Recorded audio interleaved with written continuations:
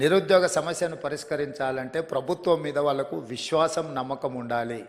Yes, ఈ ప్రభుత్వం పరీక్షలు సరైన సమయంలో నిర్వహిస్తుంది, సమర్థవంతంగా నిర్వహిస్తుంది, సమర్థులైన వాళ్ళను ఎంపిక చేస్తుంది, సామాజిక న్యాయాన్ని పాటిస్తుంది, SC ST OBC reservations and women reservations అన్నిటినీ పకడ్బందీగా అమలు చేస్తుంది. ఎవరు ఎలాంటి ఆలోచనలు కానీ అపనమ్మకాలతో ఉండాల్సిన అవసరం లేదు అనేది ఆ భావన రావడానికే ఈరోజు పబ్లిక్ సర్వీస్ కమిషన్లో సివిల్స్ మీరు ఎగ్జామ్స్ రాసిన వాళ్ళు ఎవరు కూడా ఎగ్జామ్స్ నిర్వహించిన సంస్థ మీద ఎవరు ఆరోపణలు చేయలే. ఎందుకంటే ఆ సంస్థ మీద మీకు నమ్మకం ఉంది కాబట్టి మీ కాన్సన్ట్రేషన్ అంతా, మీ ఫోకస్ అంతా మీ ప్రిపరేషన్ మీద ఉంది.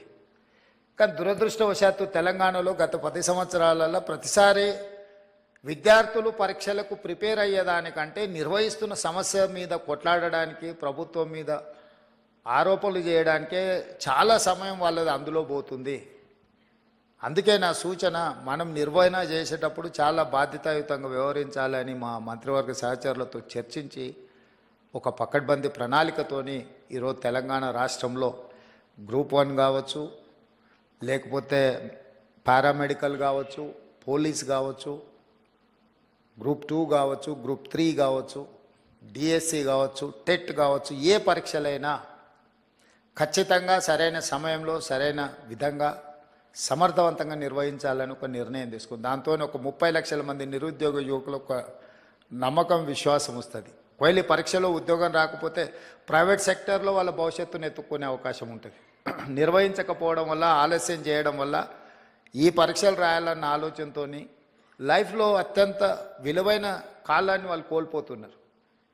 తెలంగాణ రాష్ట్రం వచ్చినప్పుడు 22 సంవత్సరాలు ఉండి ఎగ్జామ్స్కు ప్రిపేర్ అవుతున్న పిల్లవాడు 10 సంవత్సరాలు 32 ఏళ్ళు వచ్చినా పరీక్షలు రాయలేకపోయిందంటే అతని లైఫ్లో అత్యంత అత్యంత ముఖ్యమైన సమయం కాలం గడిచిపోయింది. 10-12 సంవత్సరాలు ఒక మనిషి లైఫ్లో నుంచి మాయమైపోయిందంటే అతని ఏజ్ కానీ, అతని ఫ్యామిలీ కానీ, వాళ్ళ బాధ కానీ, ఆ ఎనర్జీ కానీ నిజంగా నిరుపయోగం అవుతుంది, దుర్వినియోగం అవుతుంది. అందుకే స్పష్టంగా ప్రణాళికబద్ధంగా క్యాలెండర్ డేట్స్ ప్రకారం రేపు అసెంబ్లీలో క్యాలెండర్ డేట్స్ కూడా డిక్లేర్ చేసి రాష్ట్ర ప్రభుత్వంలో వచ్చే ప్రతి ఖాళీలను 31 మార్చ్ లోపల అన్ని శాఖల నుంచి తెప్పించుకొని జూన్ 2 లోపల నోటిఫికేషన్లు ఇచ్చి బై డిసెంబర్ 9 ఎవ్రీ ఇయర్ ఎన్ని ఖాళీలు ఉన్నా భర్తీ చేసి వాళ్ళ నియామక పత్రాలు వాళ్ళ చేతికి అందించాలని మన ప్రభుత్వం నిర్ణయం తీసుకున్నది.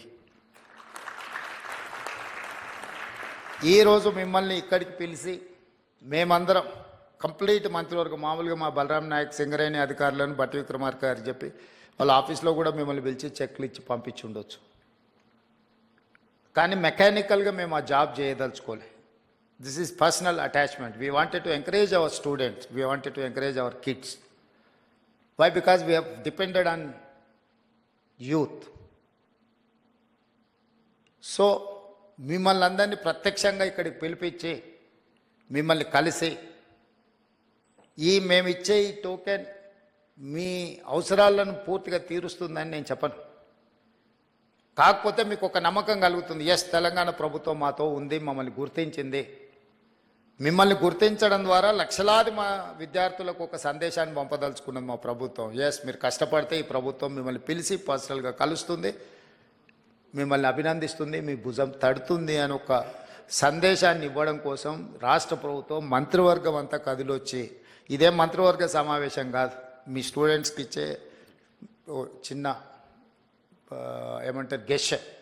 అయినా ఎందుకు ఇంతమంది మంత్రివర్గ సహచరులందరినీ ఈరోజు ఈ వేదిక మీద కూర్చోబెట్టినామంటే మీ ద్వారా తెలంగాణ రాష్ట్రంలో ఉన్న నిరుద్యోగ యువకులకు ఒక నమ్మకం, విశ్వాసం కల్పించాలనేది మా ఆలోచన. ఇది మా బాధ్యత. మా బాధ్యత నెరవేర్చుతున్నాము అని నెరవేర్చడమే కాదు, నెరవేర్చినట్టు కనిపించాల్సిన బాధ్యత కూడా ప్రభుత్వాల మీద ఉంటుంది. అందుకే ఈరోజు మిమ్మల్ని అందరినీ ఇక్కడికి పిలిచి సింగరేణి సంస్థ ద్వారా మీ చదువులకి అంతో ఇంతో సహాయం అవుతుంది. ఇందులో చాలామంది డబ్బులు అవసరం లేని వాళ్ళు కూడా ఉండొచ్చు. కాబట్టి ప్రభుత్వం వైపు నుంచి మిమ్మల్ని అభినందించడానికి ఇది ఒక మంచి మార్గంగా ఆలోచన చేసి ఈ కార్యక్రమాన్ని ఏర్పాటు చేసినాం. తప్పకుండా ఇక్కడికి వచ్చిన 41 మంది విద్యార్థులు అందరికందరూ సెలెక్ట్ అయ్యి మళ్ళీ టాప్ ర్యాంక్ తీసుకొని తెలంగాణ స్టేట్కే, తెలంగాణ ప్రజలకే మన వాళ్ళకే సేవ చేయడానికి ఇక్కడ సర్వీస్లో జాయిన్ అవుతారని ఆశిస్తూ కష్టపడండి.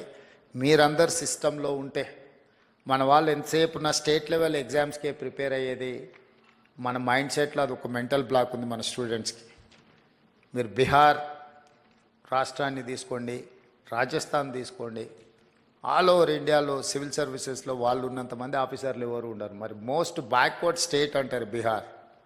మోస్ట్ బ్యాక్వర్డ్ స్టేట్ నుంచి ఇంతమంది ఐఏఎస్లు, ఐపీఎస్లు, ఐఎఫ్ఎస్లు, అదర్ పబ్లిక్ సర్వీస్ కమిషన్ నుంచి వచ్చే పెద్ద పెద్ద ఉద్యోగాలలో ఎందుకు సెలెక్ట్ అవుతుందంటే వాళ్ళంతా ఫోకస్ పెట్టి జాతీయ స్థాయిలో ఉండే ప్రతి అవకాశాన్ని అందుకోవాలని వాళ్ళు ప్రయత్నం చేస్తున్నారు. బ్యాంకింగ్ సిస్టమ్ కూడా చూడండి, రైల్వే రిక్రూట్మెంట్ బోర్డులో చూడండి వాళ్ళ పర్సంటేజ్ ఎంత ఉంటుందో. వెనుకబడిన అని చర్చ జరుగుతున్న బీహార్ నుంచే అంతమంది సెలెక్ట్ అవుతుంటే అభివృద్ధిలో ముందు భాగాన ఉండి హైదరాబాదు నగరం ఉన్న తెలంగాణ వాళ్ళకంటే ముందు భాగాన ఉండడానికి అవకాశం ఉంది. కాకపోతే అవకాశాలను అందిపుచ్చుకొని మనం ఫోకస్డ్గా ఎగ్జామ్స్కు ప్రిపేర్ అయితే సాధించవచ్చు. మీరందరూ ఆ సర్వీస్లలో ఉంటే తెలంగాణకి ఎక్కడున్నా కూడా సహాయం చేయడానికి ఉపయోగపడతారు. ఈ రాష్ట్రానికి అవసరమైన నిధుల కోసం కేంద్ర ప్రభుత్వాలతో ఇతర రాష్ట్రాలతో సంప్రదింపులు జరిపే ముందు, ఏదైనా నివేదికలు ఇచ్చే ముందు మీలాంటి వాళ్ళు దేశంలో నలుమూలల ఐఏఎస్ అధికారులుగాను, ఐపీఎస్ అధికారులను, ఇతర ఉన్నత అధికారులుగా ఉంటే మన రాష్ట్రానికి మనం చాలా చేయడానికి అవకాశం ఉంటుంది. మీ భవిష్యత్తే కాదు, మీ గెలుపులో రాష్ట్ర భవిష్యత్తు కూడా ఉన్నది.